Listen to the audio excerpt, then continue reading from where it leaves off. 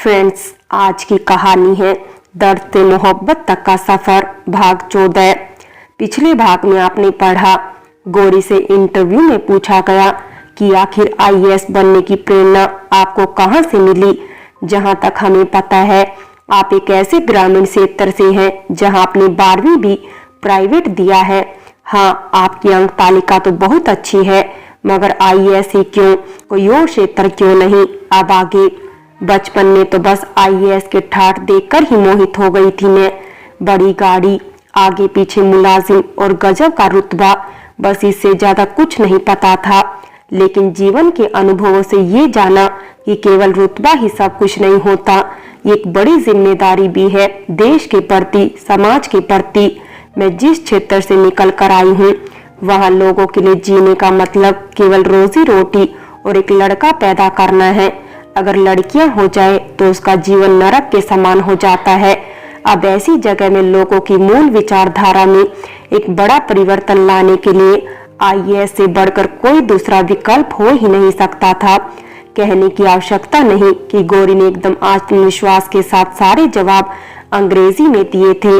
Panel Gauri से काफी प्रभावित लग रहा था। एक हफ्ते बाद इसका परिणाम आना था। सभी जयपुर लौट आए। एक हफ्ते बाद, अरे सुजाता, जल्दी जल्दी हाथ चला, शिव की पसंद का हलवा बन गया क्या?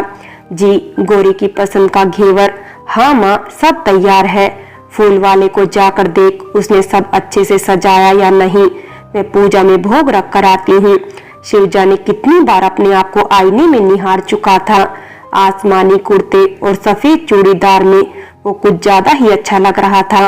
माँ की आवाज देने पर वो कमरे से निकला और सामने आती हुई गौरी से टकरा गया।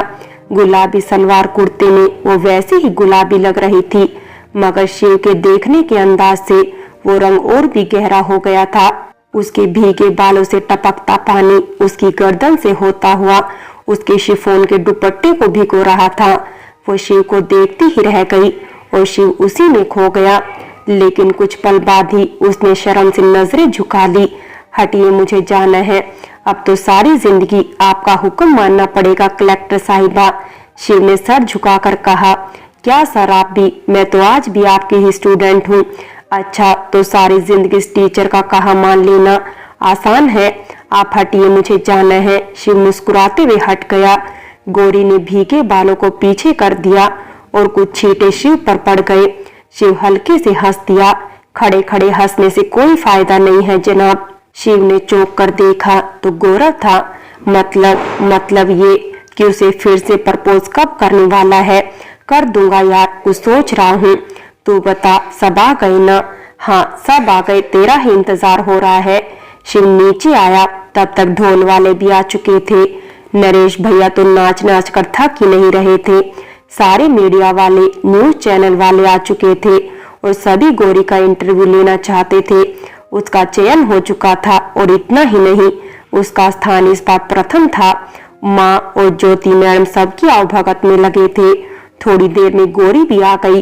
कैमरे के फ्लैश से उसकी आंखें चौंधी आ गई। वो सीधे नरेश और ज्योति के बीच में जाकर बैठ गई। कैमरा रोल ऑन हुआ और सभी एक एक करके सवाल करने लगे। आप अपनी सफलता का श्रेय किसे देंगी?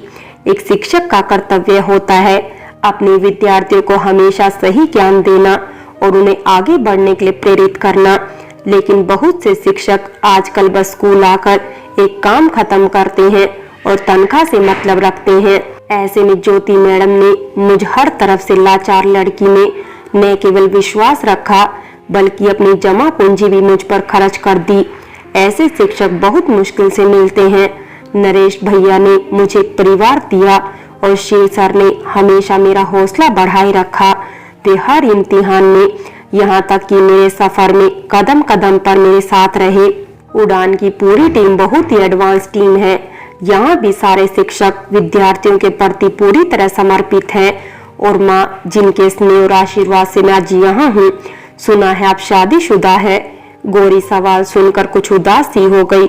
सभी सोच रहे थे ये सवाल पूछा ही क्यों गया। शिव आगे बढ़कर इस सवाल को हटाने के लिए उनके पास जाने लगा, लेकिन तभी गौरी ने जवाब दिया, जीवन में हादसे हो जाते हैं वो भी एक हादसा ही था, उसे विवाह नहीं कह सकते। मेरा अब उस बीते हुए कल से कोई वास्ता नहीं है। कुछ और सवाल जवाब हुए, कुछ तस्वीरें ली गई, फिर पार्टी, शोर शराबा और शाम को एकदम शांत। शिव के घर की छत पर गौरी आसमान को निहार रही थी। थक गई आज बहुत, शिव ने आकर पूछा। नहीं, खुशी के मौके पर थकान नहीं होती। क्या सोच रही हो? गौरी ने एक छोटा सा बक्सा दिखाया। ये क्या है? सपना जो आज पूरा हो गया। इंसान को कभी भी अपना हौसला नहीं खोना चाहिए। अपने लक्ष्य के प्रति हम जितने समर्पित होते हैं, कुदरत भी उस तक पहुंचाने में हमारी मदद करती है। आप सही कह रहे हैं, चलो नीचे, माँ अकेली है। गौरी को ट्रेनिंग के लिए मसूरी जाना था।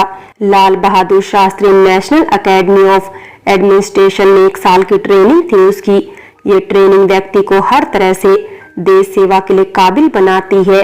लिखित परीक्षा पास होने के बाद ये ट्रेनिंग चयनित लोगों को असल जीवन में फील्ड में काम करने के लिए दी जाती है। हर विभाग में किस तरह काम किया जाता है उसके बारे में सिखाया जाता है। फिजिकल ट्रेनिंग के साथ साथ कई तरह की स्किल्स की ट्रेनिंग भी होती है। यहाँ भी गौरी को अपने आप को साबित करना था। शिव ने उसे सब कुछ अच्छे से समझाया था कि वो हर परिस्थिति के लिए तैयार रहे। गौरी का मन बहुत घबरा रहा था। पहले उसके पास नरेश भैया का परिवार था, फिर शिव और उसकी माँ साथ थी, लेकिन इस बार उसे अकेले ही सब कुछ देखना और सीखना था। आईएएस की ट्रेनिंग आसान नहीं थी। उसे अब हर तरह के लोगों के साथ काम करना था, सीखना था और अपना एक अलग मुकाम भी बनाना था। 1 हफ्ते बाद उसे मसूरी के लिए निकलना था। शिव के साथ उसने कुछ जरूरी शॉपिंग की। शिव ने गौरी को एक स्मार्टफोन और लैपटॉप भी दिला दिया था। मैं आपसे ये नहीं ले सकती सर, गौरी ने संकोच करते हुए कहा। मुझे पता है, लेकिन ये फोन मेरी तरफ से तुम्हें तोहफा है। तुमने मेरी और उड़ान की पूरी टीम को बहुत गर्व महसूस कराया है, और ये लैपटॉप ये माँ की तरफ से है। अब उनको भी मना करोगी क्या? शिव ने मुस्कुराते हुए कहा। गौरी कुछ उत्तर नहीं दे पाई। गौरी को जाने में 2 दिन ही बचे थे। वो और शिव दोनों ही बेचैन थे। अगले 1 साल तक उन्हें अलग अलग रहना पड़ेगा।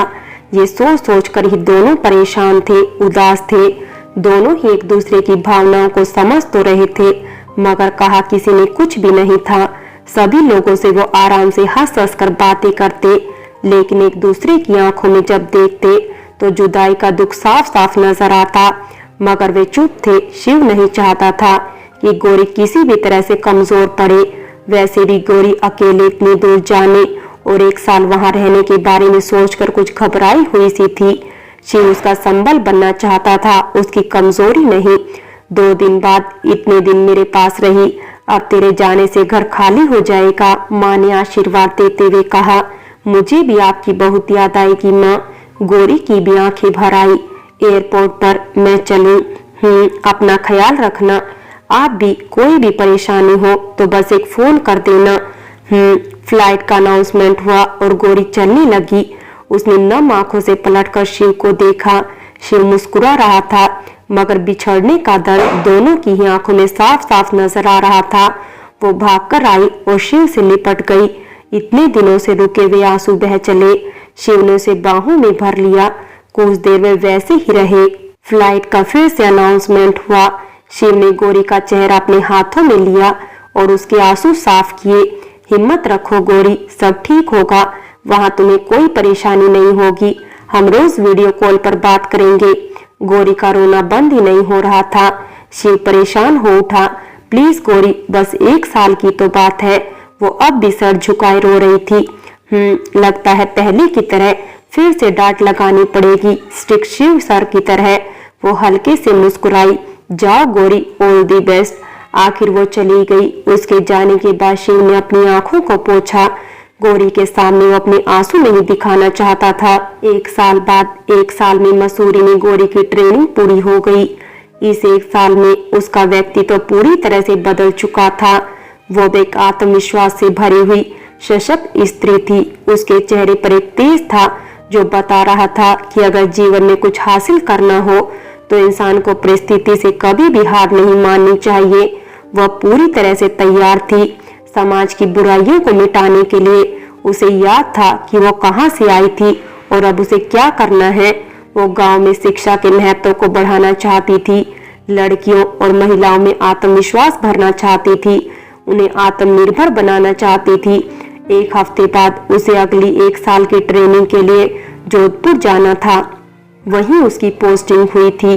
वो जयपुर आई, माँ से मिली, शिव से नहीं मिल पाई। वो फिर से उड़ान की टीम के साथ किसी गांव में कोई मोती ढूंढने गया हुआ था।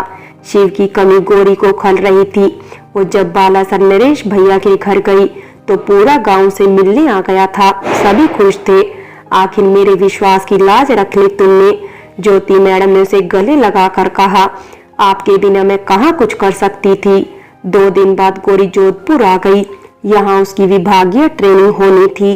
2 महीने बाद जोधपुर कचहरी परिसर में भव्य बंगला, चारों तरफ से बगीचे से घिरा हुआ, तरह तरह के फूल, पेड़ पौधे और लताओं से सुसज्जित एक माली वहीं काम कर रहा था। शाम का वक्त था। बंगले के मुख्य द्वार पर 2 सैनिक खड़े हुए पहरा दे रहे थे। एक सैनिक अंदर की तरफ खड़ा था। बंगले के अंदर एक महिला रसोई में बर्तन साफ कर रही थी। गौरी डाइनिंग टेबल पर बैठी कोई फाइल देख रही थी। उसने नीले रंग की साड़ी पहनी थी।